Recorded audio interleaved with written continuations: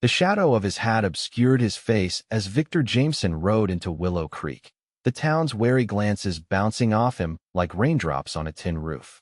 It was the spring of 1876, and the mining settlement nestled in the Colorado Territory had seen its fair share of drifters, but none quite like him, a man who wore nothing but black from his weathered hat down to his dusty boots, as if he were perpetually attending a funeral. The townsfolk called him the Raven behind his back. Some said he was running from the law. Others whispered he'd lost his family in some terrible tragedy. Whatever the truth, Victor never corrected them. He simply did his job at the Hammond silver mine, kept to himself, and counted the days until he had enough money to move on. He might have remained just another phantom passing through Willow Creek if not for the day Tabitha Lawson's wagon wheel broke just outside of town. Tabitha had come west after the war, determined to build something of her own. At 26, she'd already survived more than most, losing her parents to typhoid, watching her childhood home in Virginia burn during the conflict, and enduring a journey across half the continent with nothing but determination and skill as a seamstress to sustain her. She had established a modest dressmaking business in a small shop adjacent to the general store, where she created everything from practical work clothes to wedding dresses for the women of Willow Creek. Her gentle manner and talented hands had quickly earned her respect in the community, though few knew the steel beneath her soft-spoken exterior. The April sun beat down mercilessly as Tabitha struggled with the broken wheel. Her chestnut hair had come loose from its pins, falling in waves around her flushed face as she pushed against the wagon with all her might, trying to keep it from tipping further. Victor was returning from his shift at the mine when he spotted her. For a moment, he considered riding past. Other people's troubles weren't his concern. But something about the determined set of her shoulders made him rein in his horse. "Madam," he said simply, dismounting in one fluid motion. His voice was rough from disuse, like stones grinding together. Tabitha straightened, wiping her brow with the back of her hand. "I can manage," she said, though the wagon clearly said otherwise. Victor said nothing more. He simply assessed the damage, then moved to the back of his horse where he retrieved tools from his saddlebag. With methodical precision, he began to work on the wheel. Tabitha watched him curiously. Most men in town were quick with words, especially around her. This stranger seemed content with silence, his face an unreadable mask beneath the shadow of his black hat. "You're the miner who arrived last month," she finally said. "I've seen you ride through town." Victor gave a curt nod, not looking up from his work. "I'm Tabitha Lawson. I run the dressmaking shop." "Victor." He offered nothing more, continuing to work with the focus of a man who preferred the company of tasks to people. When the wheel was repaired, he helped secure her goods, bolts of fabric and boxes of sewing supplies before mounting his horse. As he turned to leave, Tabitha called after him. "Thank you, Mr. Victor. I hope you'll stop by my shop someday. You look like you could use something other than black in your wardrobe." For the first time, his stoic expression flickered, something like pain crossing his features before the mask slipped back into place. Without responding, he tipped his hat slightly and rode away. That night, as Tabitha lit the lamps in her small rooms above the shop, she found herself thinking about the solitary man in black. There was a story there. She'd recognized it immediately. The same way she could look at a piece of fabric and see the garment it could become, she looked at Victor Jameson and saw something beyond the grim exterior. The following week, Tabitha noticed Victor riding into town for supplies. From her shop window, she observed him tying his horse outside the general store. Even among the rugged miners and cowboys, he stood out not just for his all-black attire, but for the invisible wall he seemed to carry around himself. Inside the general store, Victor methodically collected his necessities: coffee, beans, ammunition, tobacco. He spoke only when necessary, placing coins on the counter with precision. "Morning, Jameson," said Frank Porter, the store owner. "Miss Lawson was asking about you." Victor's eyebrows raised slightly, the only indication of his surprise. "Said you helped her with her wagon. Thought you might need some supplies." Frank nodded toward a small package wrapped in brown paper. "She left this for you." Victor stared at the package as if it might contain something dangerous. Finally, he picked it up and tucked it into his saddlebag without opening it. It wasn't until that evening, sitting alone in his sparse cabin on the outskirts of town, that Victor unwrapped the package. Inside was a black handkerchief, neatly hemmed with precise stitches. In one corner, embroidered in black thread that nearly disappeared against the fabric, were the initials VJ. He ran his calloused fingers over the stitching, trying to remember the last time someone had given him a gift. For years, 7 months, and 12 days. That's how long it had been since he'd lost everything in a fire that consumed his home, his wife, and their infant son while he'd been away. The next morning, against his better judgment, Victor found himself standing outside Tabitha's shop. Through the window, he could see her working at a table, pins held between her lips as she fitted a dress on a wooden form. When the bell above the door announced his entrance, she looked up. The smile that spread across her face seemed genuine, not the cautious expression most people wore around him. "Mr. Victor," she said, removing the pins from her mouth. "I wasn't sure you'd come." "The handkerchief," he said, his words halting. "I wanted to thank you. It's nothing special. Just seemed like you could use one that wasn't frayed around the edges." Her eyes, warm brown like freshly turned earth, held his for a moment before returning to her work. Victor shifted uncomfortably, suddenly aware of the layer of mind dust that seemed perpetually embedded in his clothes. It was thoughtful. Tabitha nodded toward a chair near her work table. "If you've got time, you're welcome to sit. I've got coffee brewing in the back." To his own surprise, Victor found himself accepting the offer. He sat stiffly, watching as Tabitha's nimble fingers worked the fabric. The shop smelled of starch, cotton, and the faint sweetness of the lavender sachet hanging near the window. "How long have you been mining?" she asked, not looking up from her work. "Since Colorado." The answer was evasive, and they both knew it. And before that, Victor considered not answering. He'd spent years deflecting questions about his past, but something about the quiet rhythm of Tabitha's hands as she worked made the words come easier. "I had a farm. In Nebraska." Tabitha nodded, as if confirming something she'd already guessed. "I thought you had the look of a farmer. Your hands, they're workers' hands, but they know soil." Victor looked down at his hands, scarred and rough from years of labor. It had been a long time since he'd thought of them as anything but tools. "What happened to your farm?" she asked, her voice gentle but direct. "It's gone." The finality in his voice should have ended the conversation. Tabitha paused in her stitching, looking at him with eyes that seemed to see right through him. "I lost my home too. During the war. Sometimes I think I can still smell the smoke." The simple acknowledgement of shared loss hung between them. Victor felt something shift inside him, not healing exactly, but perhaps the first recognition that healing might eventually be possible. He stood abruptly. "I should go." Tabitha didn't try to stop him. "The mind works you men too hard. If you ever need mending clothes, my door's open." Victor nodded once before stepping back into the bright sunlight, the brief moment of connection already feeling like something he'd imagined. Over the next few weeks, Victor found himself thinking about Tabitha's shop more often than he cared to admit. It wasn't just her kindness that drew him, but the way she carried her own grief without letting it consume her. It made him wonder if there was another way to live with loss besides wearing it like armor. May turned to June, and the mountain wildflowers transformed the valleys around Willow Creek. Victor continued his solitary routine, working, eating, sleeping, but now occasionally nodding to Tabitha when he passed her shop. Once, he even brought her a bundle of wildflowers he'd gathered on his way back from the mine, awkwardly leaving them on her doorstep before dawn. One evening, a commotion in town drew Victor from his cabin. A group of miners from a competing operation had come to Willow Creek looking for trouble, and they'd found it at the saloon. By the time Victor arrived, the brawl had spilled into the street. He might have turned around if he hadn't spotted Tabitha trying to cross the street, her arms full of parcels. One of the drunken miners noticed her too, reaching for her with a leering grin. Victor moved without thinking. In 3 strides, he was between Tabitha and the miner, his hand gripping the man's wrist with enough force to make him wince.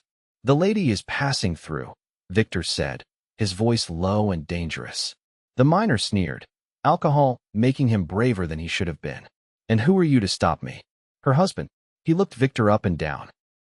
"The undertaker, more like, dressed like that." Several of the bystanders chuckled, but their laughter died when Victor's free hand closed around the miner's throat. "Victor," Tabitha's voice cut through the tension. "Please, I just want to get home." For a moment, it seemed Victor might not listen. Then, slowly, he released the miner, who stumbled back, cursing. "I'll walk you," Victor said to Tabitha, his eyes still fixed on the threat. The miner spat on the ground but backed away, rejoining his companions who were already being herded out of town by the local sheriff. Victor escorted Tabitha to her shop in silence, taking some of her parcels to carry. "You didn't need to frighten him like that," she said as they reached her door. "Men like that only understand one language." Tabitha sighed, unlocking her door. "Perhaps, but there's already enough violence in this world without adding to it." She paused, looking up at him. "Would you like to come in for some tea? You look like you could use something calming." Victor hesitated, then nodded, following her inside. The shop was different at night, the fabrics casting long shadows in the lamplight. Tabitha put the kettle on the small stove in her back room, then busied herself putting away her supplies. Victor stood awkwardly, hat in hand, looking out of place among the colorful bolts of fabric. "Why do you wear only black?" Tabitha asked finally, her back to him as she prepared the tea. The question hung in the air like smoke. Victor had been asked before, usually by nosy townsfolk, and he'd always ignored them.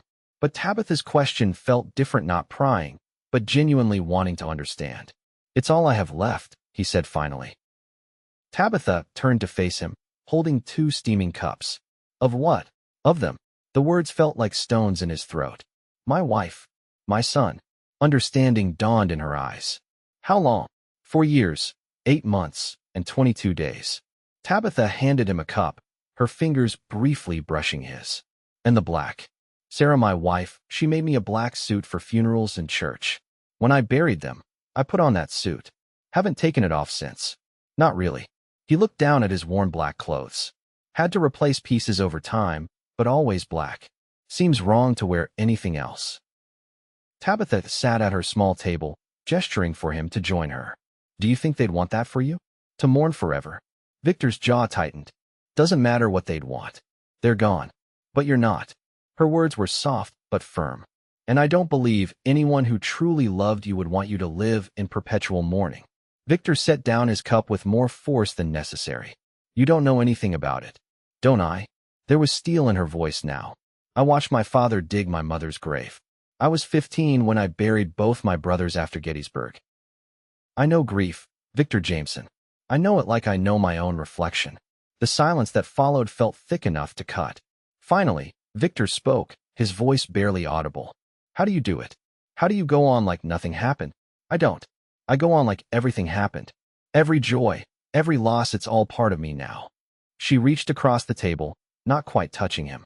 "The color didn't leave my world when they died. It just got harder to see for a while." Victor looked at her, then really looked at her. In the lamplight, her face was soft with compassion, but there was nothing fragile about her. She had been broken and mended herself, and the seams only made her stronger. "I should go," he said finally, standing. "Thank you for the tea." At the door, he paused. "Tabitha." She looked up at the sound of her name on his lips the first time he'd used it. "The wildflowers. They were for me." A smile spread across her face, bright as sunrise. "I know." As Victor walked back to his cabin under the star-filled sky, he felt something in his chest that he hadn't felt in years, of space opening up, a breath where there had only been tightness. It wasn't happiness, not yet, but perhaps it was the possibility of happiness, someday. The following Sunday, the town gathered for a celebration marking Willow Creek's 10th anniversary. There was to be music, dancing, and a community picnic. Victor had no intention of attending until Sheriff Miller approached him at the mine. "Jameson," the sheriff called, approaching the mine entrance where Victor was ending his shift. "Need a favor." Victor raised an eyebrow, but said nothing. Those troublemakers from the Blackwater mine might show up again. Could use an extra pair of eyes at the celebration. The sheriff adjusted his belt. "Figured you might be willing, seeing as how you've taken an interest in keeping the peace lately." They both knew he was referring to the incident with Tabitha, which had become the subject of town gossip. "I'm not a deputy," Victor said flatly. "No, but you're not a man who stands by when there's trouble either." Sheriff Miller studied him. "Miss Lawson will be there, manning the refreshment table with the other ladies." Victor's expression remained impassive, but something in his eyes must have changed because the sheriff nodded as if he'd received confirmation. "Just be there, Jameson. Consider it your civic duty." The celebration was held in the town square, which had been transformed with bunting and tables laden with food. Children ran between the legs of adults, paper pinwheels spinning in their hands. A small band played near the temporary dance floor, where several couples were already twirling. Victor arrived late, positioning himself at the edge of the gathering where he could observe without participating. It didn't take him long to spot Tabitha, who was arranging pies on a table beneath a large oak tree. She wore a dress the color of summer sky, her hair pinned up with a few rebellious curls escaping around her face. As if sensing his gaze, she looked up, scanning the crowd until she found him. The smile she offered was like a beacon, and before he could stop himself, Victor was moving toward her. "You came," she said, delight evident in her voice. "Sheriff asked me to keep an eye out. Is that the only reason?" Her question was teasing, but there was genuine inquiry beneath it. Before he could answer, Mrs. Porter, the general store owner's wife, appeared at Tabitha's side. "Tabitha, dear, we need more cups for the lemonade," she broke off, noticing Victor. "Oh, Mr. Jameson. How unexpected to see you here." Victor nodded stiffly, aware of the curious glances from others nearby. His presence at such a festive occasion was clearly causing a stir. "I was just telling Mr. Jameson how much we appreciate the miners' contributions to Willow Creek," Tabitha said smoothly. "After all, without the mine, many of our businesses wouldn't thrive." Mrs. Porter made a non-committal sound. "Well, I still need those cups, dear." "I'll fetch them," Victor said, surprising both women. "Where are they?" Tabitha's eyes widened slightly. "In my shop, the back shelf. But you don't have to, I don't mind." He was already backing away, relieved to have an excuse to escape the crowd for a few minutes. The shop was cool and quiet compared to the celebration outside. Victor found the cups easily enough, stacked neatly on the shelf Tabitha had indicated. As he gathered them, his eye caught something blue on her work table, a shirt, half finished, with careful stitches along the collar. He touched the fabric cautiously. It was softer than anything he'd worn in years, the color like the mountain lakes he sometimes passed on his way to the mine. For a moment, he tried to imagine wearing something so bright, something that didn't feel like a funeral shroud. The thought was both terrifying and strangely liberating. "It's for you." Victor turned to find Tabitha standing in the doorway, watching him with a mixture of nervousness and determination. "I wasn't snooping," he said quickly, stepping away from the table. "I know, and I'm not accusing you." She moved into the shop, closing the door behind her. The sounds of the celebration became muffled. "I was going to wait until it was finished, but it is for you." Victor looked from her to the shirt and back again. "Why?" "Because everyone deserves something new, something that isn't weighted down with grief." She came closer, standing beside him at the table. "I'm not asking you to forget them, Victor, just to allow yourself to live again." He swallowed hard, emotions he'd kept buried for years threatening to surface. "I don't know if I can. You don't have to wear it. You don't even have to accept it. But I wanted to make it for you anyway." She touched the fabric, her fingers tracing the pattern of stitches. "Blue was always my father's favorite color." He said it reminded him that no matter how dark the night got, dawn would always come. Victor's hand moved of its own accord, covering hers on the fabric. "Thank you," he said simply, the words inadequate for the swell of feeling in his chest. For a long moment, they stood like that, connected by touch and unspoken understanding. Then, from outside, they heard Sheriff Miller calling Tabitha's name. "We should get back," she said softly, reluctantly withdrawing her hand. Victor nodded, gathering the cups. Before they left the shop, he glanced once more at the blue shirt, a splash of color in his monochrome existence. The celebration continued into the evening, lanterns being lit as the sun dipped behind the mountains. Victor remained on the periphery, watching over the proceedings as he'd promised the sheriff. Occasionally, his eyes would find Tabitha in the crowd, and sometimes she would be looking back. As the band struck up a waltz, couples began to fill the dance floor. Victor watched as several men approached Tabitha, but she declined each invitation with a polite smile. Eventually, she made her way to where he stood. "Not dancing?" he asked as she came to stand beside him. "Waiting for the right partner," she replied, her gaze steady on his face. Victor felt a knot of panic. "I don't dance. Everyone can dance. Some just need a bit more encouragement." She held out her hand. "Just one dance, Victor." Then I'll leave you to your brooding. He should have refused. Dancing felt like a betrayal of everything he'd been holding on to. But Tabitha's hand remained extended, patient and inviting, and he found himself taking it. Her hand was small in his as he led her to the edge of the dance floor. He positioned himself awkwardly, one hand at her waist, the other still holding hers. It's been a while, he admitted as they began to move. You're doing fine, she assured him, though he'd already stepped on her toes once. As they moved to the music, Victor gradually remembered the steps his wife had taught him years ago. The memory was bittersweet, but for the first time, it didn't feel like a knife in his heart. Tell me about them, Tabitha said quietly. Your family. Victor missed a step, but recovered. Why would you want to hear about that? Because they were part of what made you who you are. And because sometimes, speaking their names keeps them alive in the best way. Victor looked down at her, this woman who had somehow slipped past his defenses. Sarah was a teacher before we married. Smart as a whip and twice as sharp when she needed to be. She loved thunderstorms used to drag me onto the porch to watch them roll in over the plains. As they danced, the words came easier. He told Tabitha about his son, barely 6 months old when the fire took him. About the farm he'd built with his own hands, the life he'd thought would last forever. They sound wonderful, Tabitha said when he finally fell silent. They were. Victor's voice was rough with emotion, but he felt lighter somehow, as if sharing the burden had diminished its weight. The music ended, and they stood still for a moment, reluctant to break the connection. Thank you for the dance, Tabitha said finally, stepping back. Thank you for asking. Victor cleared his throat. About the shirt, you don't have to decide anything now, she interrupted gently. It'll be there when you're ready. If you're ever ready. As July gave way to August, Willow Creek sweltered under a relentless sun. The mine was particularly brutal, the underground tunnels becoming furnaces where men worked in shifts to avoid heat exhaustion. Victor continued his daily routine, but something had changed. He found himself stopping by Tabitha's shop more frequently, sometimes just to bring her water from the well or to fix a loose board on her steps. They would talk about her childhood in Virginia, his time as a farmer, books they'd read, places they'd seen. Never about the future, but the past became a bridge between them rather than a wall. One evening, as Victor was leaving the mine, he heard shouting from the direction of town. Spurring his horse, he arrived to find a crowd gathered outside the bank. Sheriff Miller was addressing them, his face grim. What's happened? Victor asked a miner standing nearby. Bank was robbed. Jasper and his boys they took off with the payroll for the mine and half the town's savings.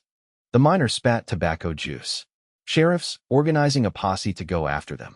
Victor scanned the crowd, looking for Tabitha. He spotted her outside her shop, watching the proceedings with concern. Sheriff Miller was calling for volunteers. They're headed towards Serpent Pass. If we move quickly, we can cut them off before they reach it. Victor hesitated only briefly before pushing through the crowd toward the sheriff. I'll go. Miller looked surprised but nodded. Get yourself a fresh horse from the livery. We leave in 10 minutes. Victor made his way to Tabitha first. I'm going with the posse, he said without preamble. Worry creased her brow. Jasper and his gang, they're killers, Victor. So is starvation, which is what half this town will face if that money isn't recovered. He looked toward the gathering men. I'll be careful. Tabitha disappeared into her shop, returning moments later with something clutched in her hands. Take this, she said, pressing a small bundle into his palm. For luck. Victor unwrapped it to find a blue handkerchief, similar to the black one she'd given him months ago, but this one embroidered with his initials in silver thread. I was saving it to give with the shirt, she explained. But you should have it now.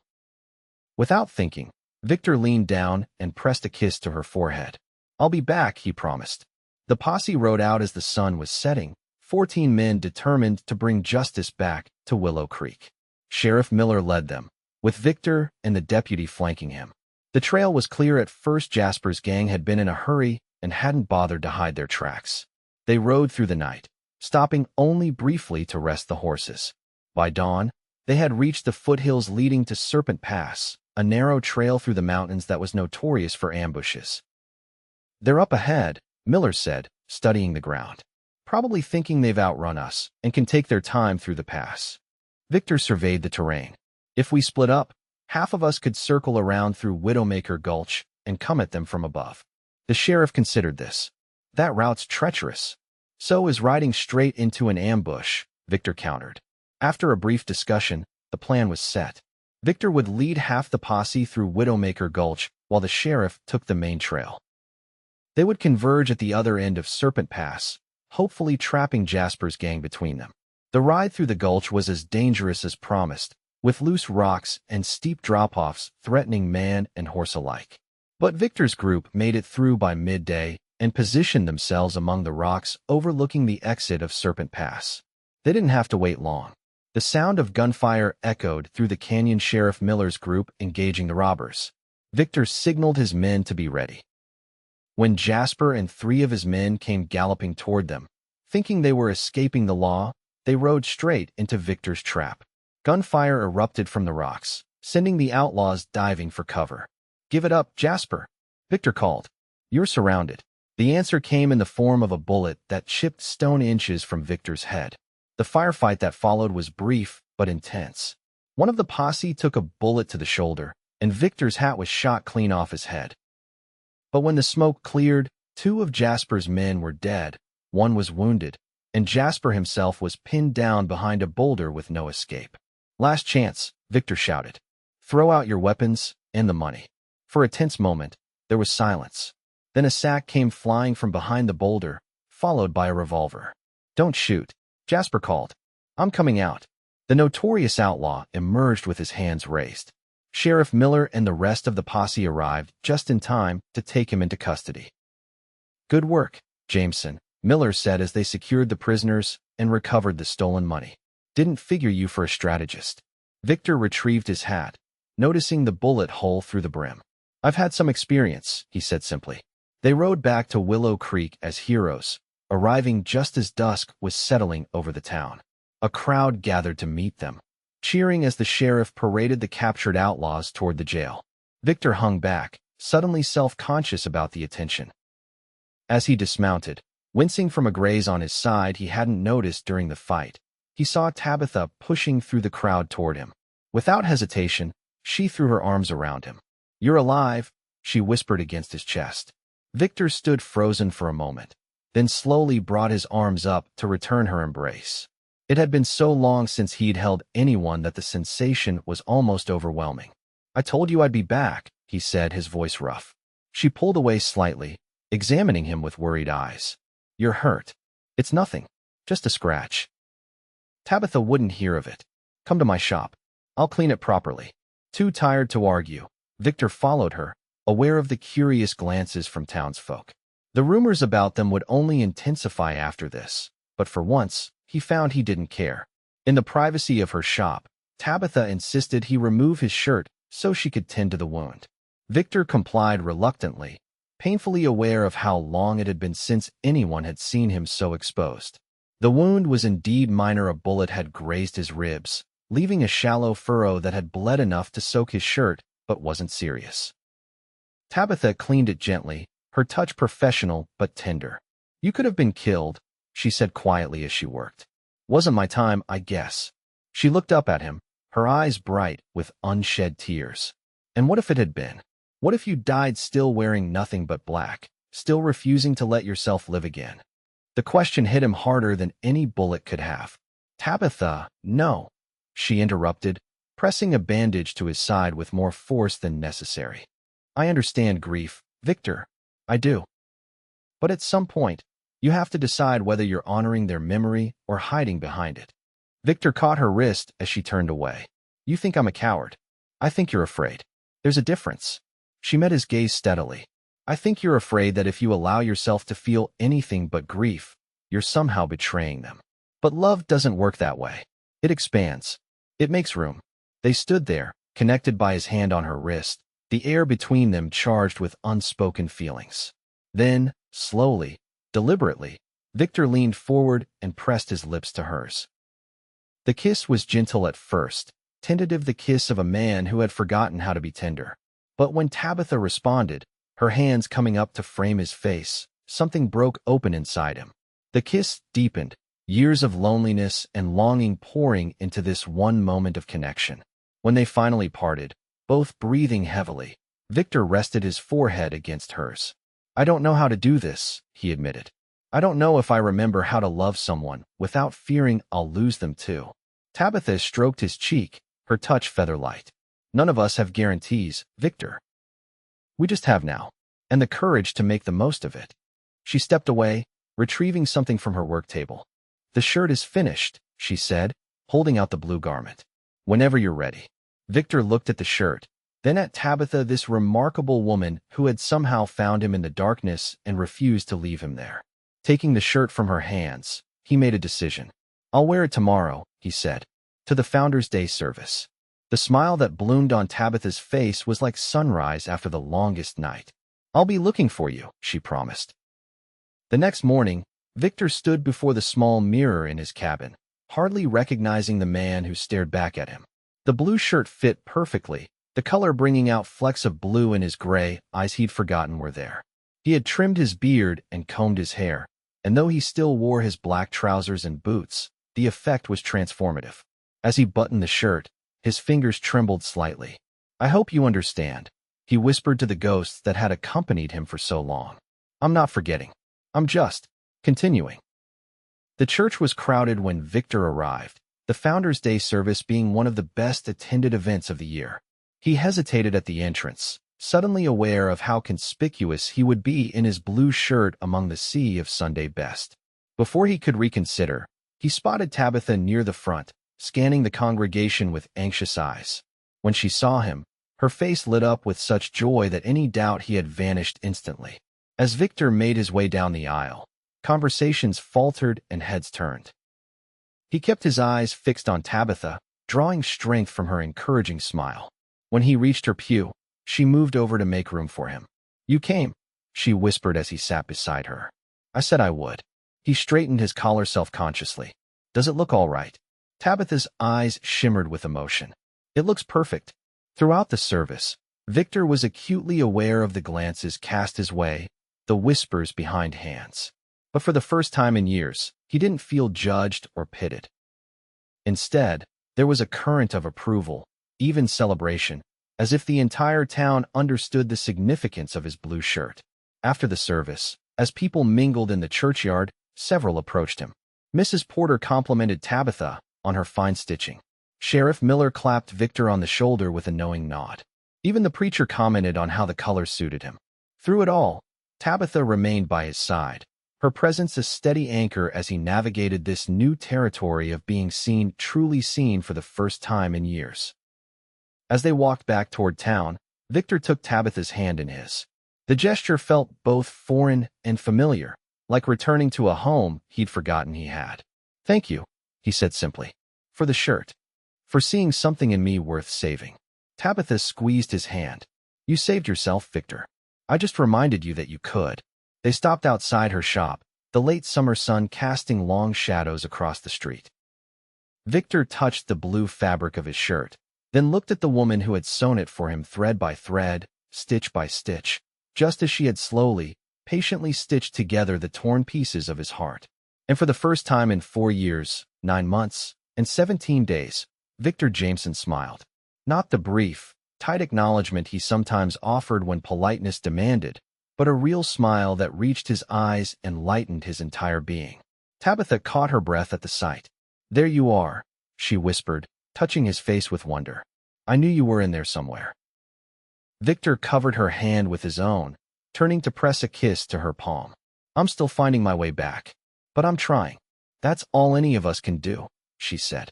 "Try, and be brave enough to accept joy when it comes our way." As autumn painted the mountains surrounding Willow Creek in brilliant golds and reds, the town buzzed with 2 pieces of news. The silver mine had struck a particularly rich vein, ensuring work for the foreseeable future, and Victor Jameson had asked Tabitha Lawson to marry him. The proposal had come on a crisp October evening as they sat on the porch of Victor's cabin, which he had gradually been improving over the past months. The roof no longer leaked, the windows had proper glass, and there were curtains Tabitha had made hanging in every room. "This place is becoming a real home," she had commented, sipping the coffee he'd brewed. Victor had looked at her thoughtfully. "It's still missing something." "Oh, what's that?" He He had reached into his pocket and withdrawn a small box. This was my mother's.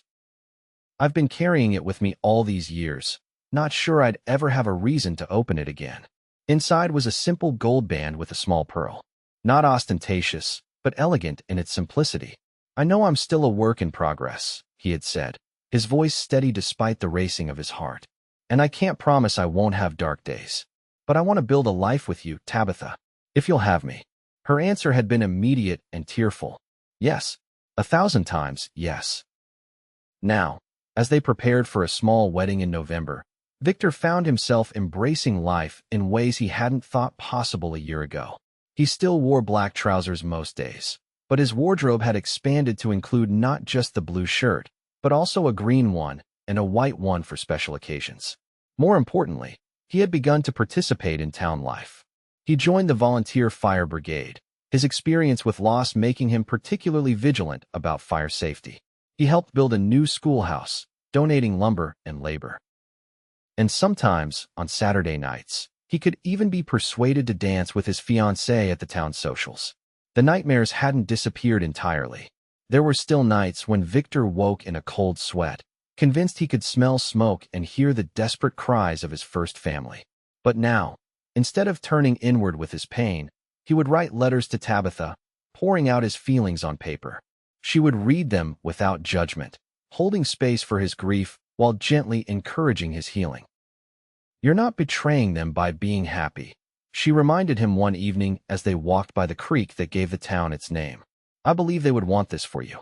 Victor picked up a flat stone and skipped it across the water's surface. I've been thinking about that a lot lately. About what Sarah would say if she could see me now. He turned to Tabitha, his expression thoughtful. I think she'd like you. You're different from her in many ways, but you share the same strength, the same capacity for compassion. Tabitha slipped her arm through his. I wish I could have known her. Known both of them. In a way, you do. They're part of who I am, just as your family is part of you. Victor looked up at the fading light. I used to think remembering them meant holding on to the pain. But now I understand that I can honor their memory by living fully. The wedding was held in the church on the first snowfall of the season. The entire town turned out for the occasion, the small building packed to capacity. Tabitha wore a dress of ivory satin that she had worked on secretly for months, with delicate blue embroidery along the hem and sleeves. Victor waited at the altar in a new black suit his choice, but this time not as a symbol of mourning. With it, he wore the blue shirt Tabitha had made him, a visible reminder of the journey they had taken together. When Tabitha appeared at the back of the church, a collective murmur of appreciation swept through the congregation. She carried a bouquet of dried wildflowers, preserved from the bundles Victor had been bringing her throughout their courtship. As she walked toward him, Victor felt a profound sense of gratitude. Not just for this second chance at love, but for the courage it had taken to accept it. For the first time, he could think of his past without being consumed by it, could look toward the future with hope rather than dread. The ceremony was simple but deeply meaningful. They exchanged vows they had written themselves, promising not perfect happiness but perfect honesty, not freedom from pain but support through it. I take you as you are, Tabitha said, her voice clear and sure, with your past and your scars, your strength and your struggles. I promise to walk beside you through whatever lies ahead, to be your companion in joy and your comfort in sorrow. Victor's voice was steady as he repeated his own vows. I give you my heart, not perfect or unblemished, but healing and whole.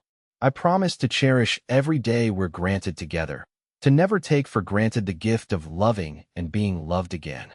When the preacher pronounced them husband and wife, Victor kissed Tabitha with a tenderness that brought tears to even the most stoic miner's eyes.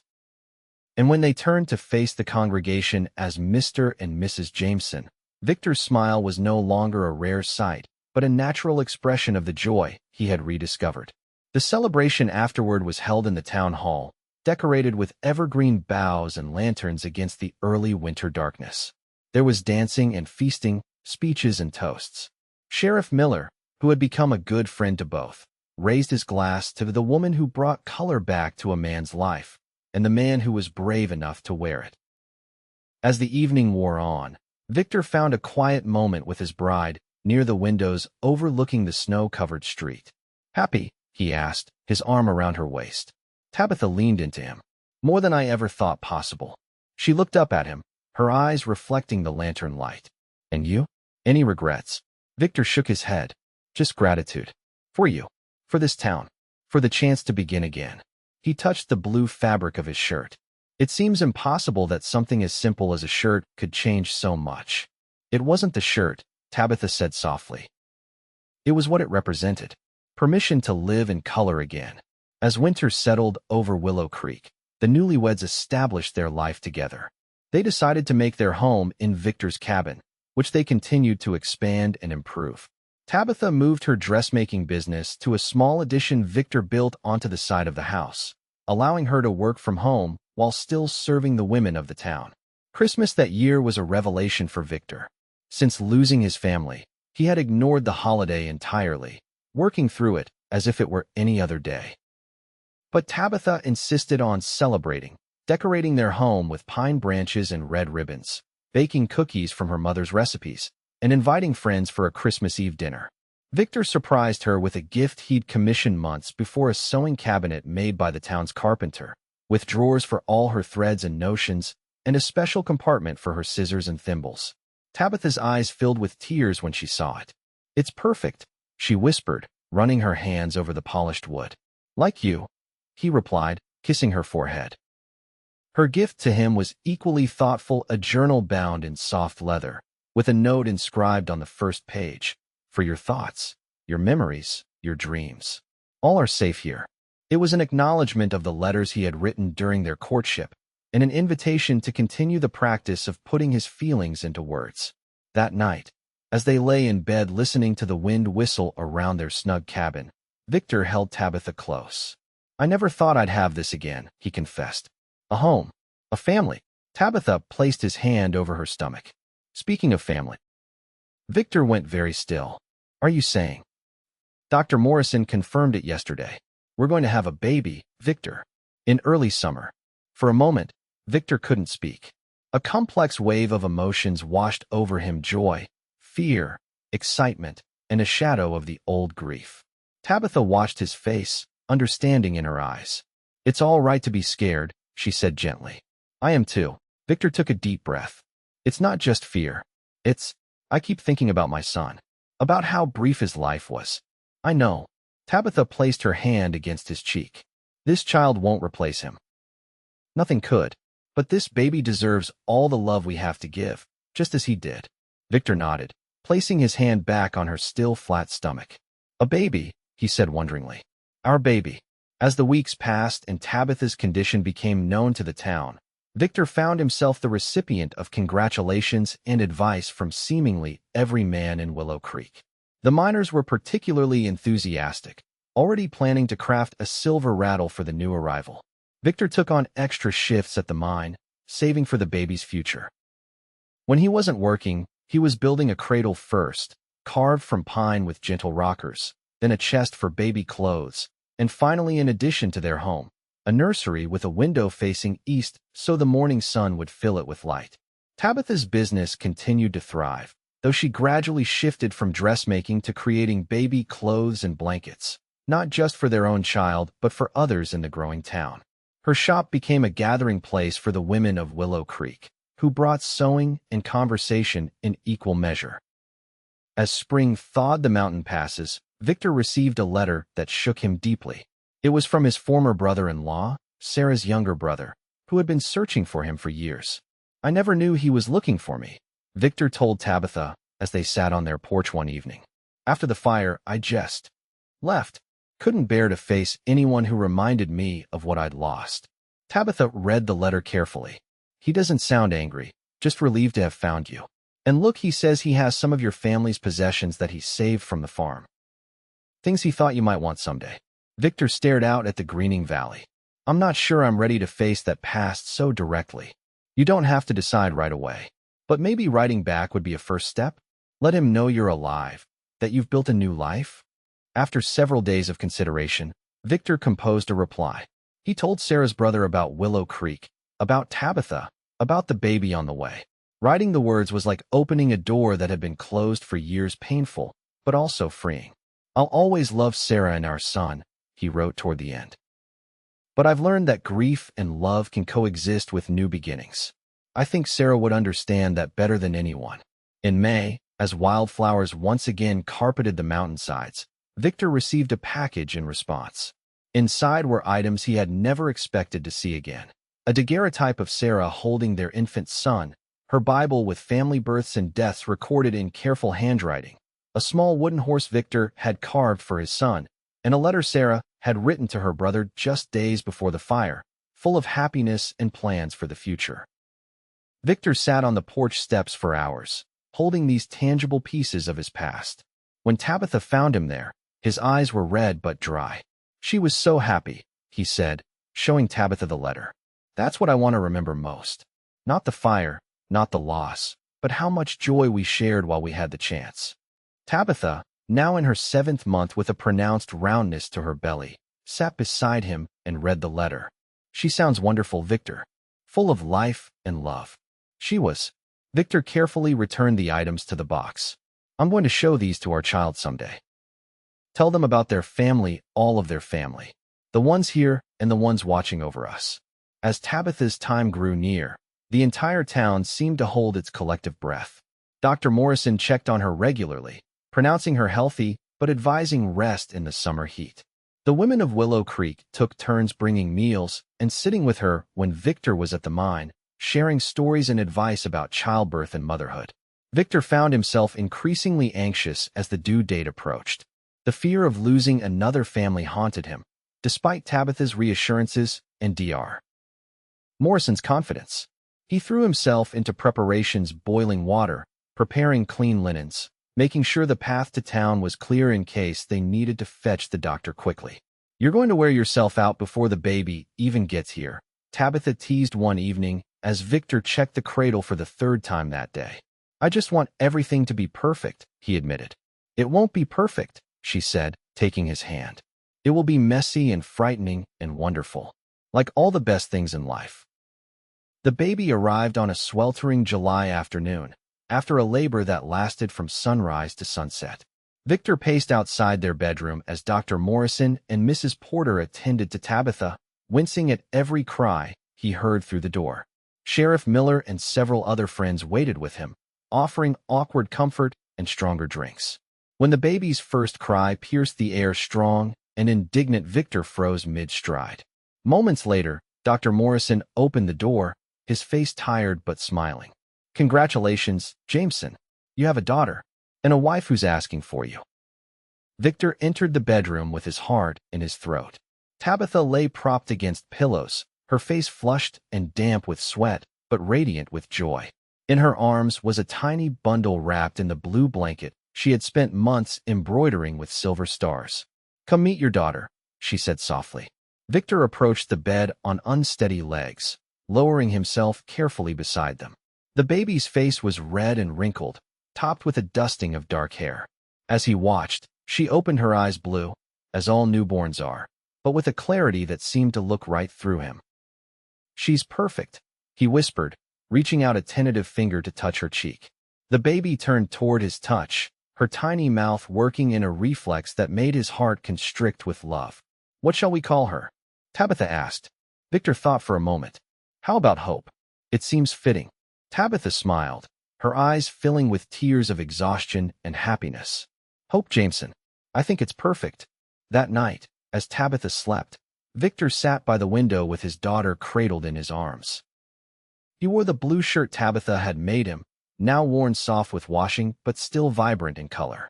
Looking down at Hope's peaceful face, he felt a completeness he had thought lost forever. I have so much to tell you, he whispered to his sleeping daughter. About this world, about your mother's strength, about the family that came before you. But most of all, I want you to know that you were born from healing, from the courage to begin again, to choose joy even after sorrow. As if in response, Hope's tiny hand escaped the blanket and wrapped around his finger with surprising strength. Victor smiled, not the cautious, tentative smile of a man relearning the expression, but the full, unguarded smile of a father who has just discovered that his heart has room for infinite love. Outside, the stars scattered across the mountain sky like silver stitches on blue fabric, each one a point of light in the darkness, each one a reminder that even the longest night eventually yields to dawn. In the years that followed, the story of the man who wore black until his wife made him a blue shirt became something of a legend in Willow Creek. People would point out Victor Jameson to newcomers, the mine foreman with the easy smile who never went a day without wearing something blue, who kissed his wife as if every day was their wedding day, and who carried his daughter on his shoulders as if she were the most precious cargo in the world. What they didn't know, what only Tabitha understood completely, was that Victor still had moments of darkness. Days when the weight of his first loss would settle over him like a shadow. But now, instead of letting the darkness consume him, he would put on the blue shirt, patched and mended over the years, but still carefully preserved, and remember that grief and joy could coexist, that love was not diminished by loss, but made more precious by it. And on those days, Tabitha would take his hand and remind him with her touch what her needle and thread had taught him years before, that sometimes healing comes stitch by stitch, day by day, in colors as true and endless as the mountain sky.